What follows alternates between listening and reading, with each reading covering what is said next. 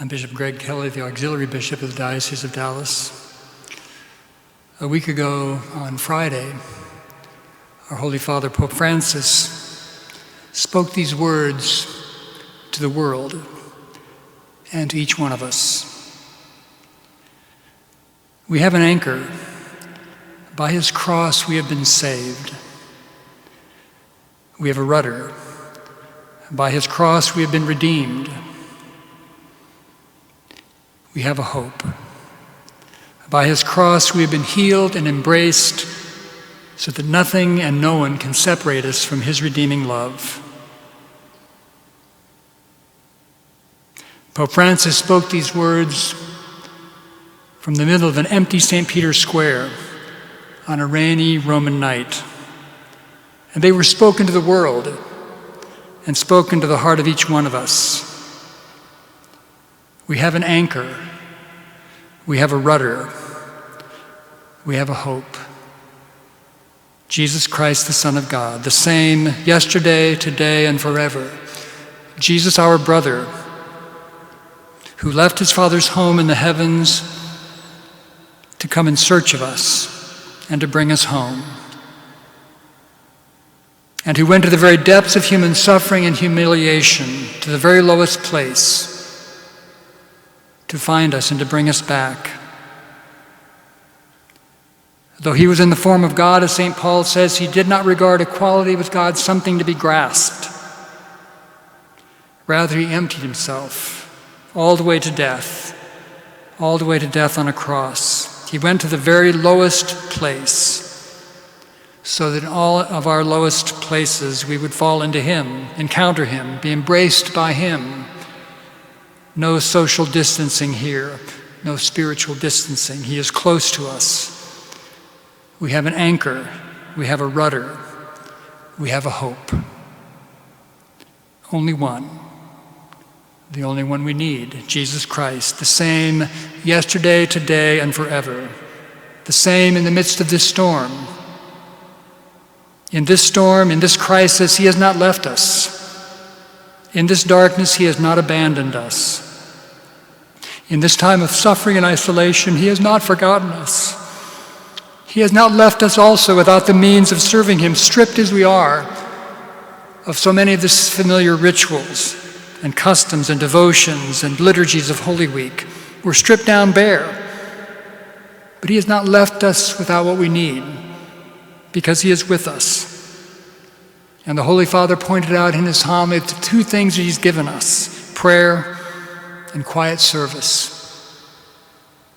In prayer and quiet service in our homes, in the silence of our hearts, socially distant but spiritually close, with prayers lifted up to the Lord, lifted out of the depths. So many low places now, so much suffering. But we lift up our hearts, we lift up our prayers for all who suffer, all our brothers and sisters. We're all in the same boat. But of course, we're always all in the same boat. We just don't know it. We're only one family, brothers and sisters, sons and daughters of the same loving God. In our homes this week, socially distant, spiritually close, we are given the gift of time to think about these things, to think about what happened to him, to think about what he did, what he freely chose, and he freely chose it out of love. He himself said, "No one takes my life away from me. I lay it down freely, and I take it up again." And this is done out of love for us. We think about these things as they unfolded in his life in Jerusalem 2,000 years ago.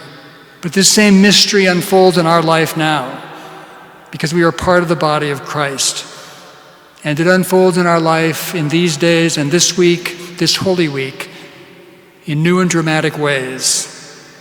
In this time of crisis, he is with us as we enter into this holiest of weeks, enter in with lives so drastically changed from anything we could have foreseen, anything we would ever plan for ourselves, for sure.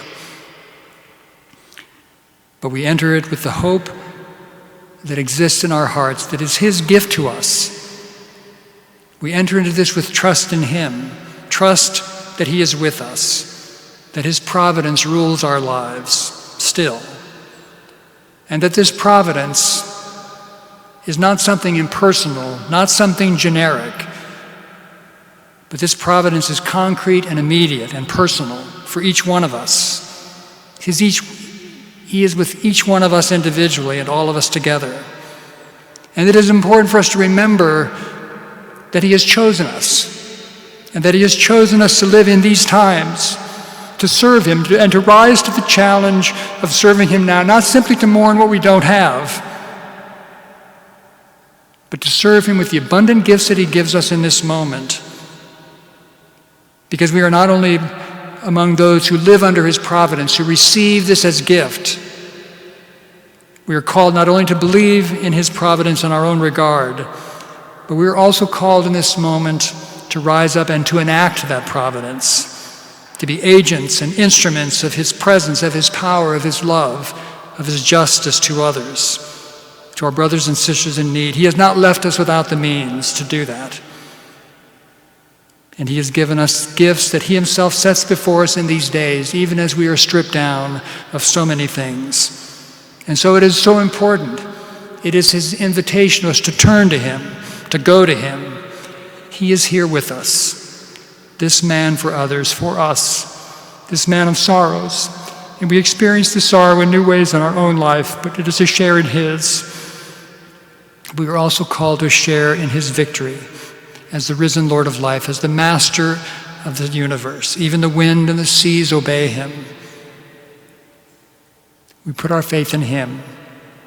We have an anchor. We have a rudder. We have a hope. Jesus Christ, yesterday and today, the beginning and the end, the Alpha and the Omega.